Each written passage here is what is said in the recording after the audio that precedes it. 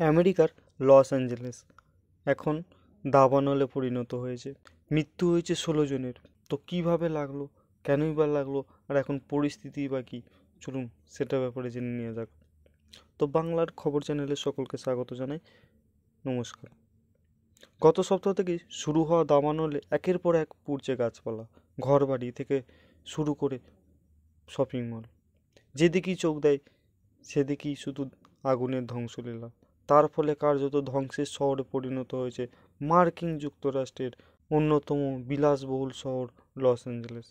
আধিকারিকরা জানাচ্ছেন, বিধ্বংসী এই দাবানলে এখনও পর্যন্ত মৃত্যু হয়েছে 16 জনের এবং 12,000টিরও বেশি ঘরবাড়ি পুড়ে ছাই হয়ে গিয়েছে। এখন অবস্থা পরিস্থিতি আরও খারাপ হতে পারে বলে প্রশাসনের তরফ থেকে সতর্কবার্তা জারি করা হয়েছে।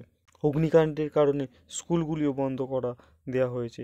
এর পাশাপাশি শহরে আয়োজন করা অনেক কর্মসূচিও বাতিল করা হয়েছে।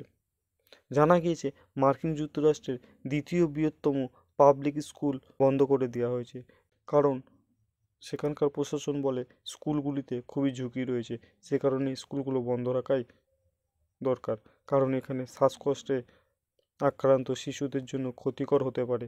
এখনও পর্যন্ত আগুনে পুড়েছে 36,000 একর জমি। এই অগ্নিকাণ্ডে এ পর্যন্ত এলাকায় 21,300 একেবারে বেশি এলাকা আগুনে গ্রাসে ছাইয়ে স্তব্ধে পরিণত হয়েছে।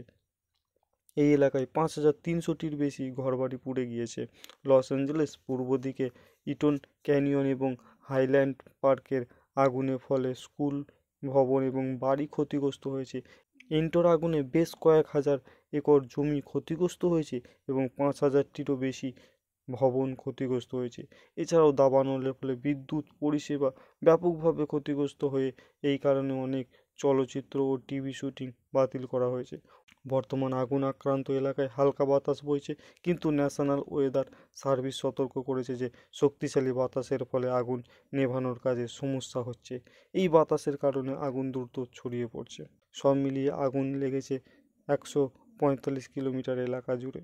আগুনে ক্ষতিগ্রস্ত এলাকাগুলি থেকে হাজার হাজার মানুষকে সরিয়ে নেওয়ার নির্দেশ দেওয়া হয়েছে, তবে আগুন লাগার মূল কারণ এখনও জানা যায়নি।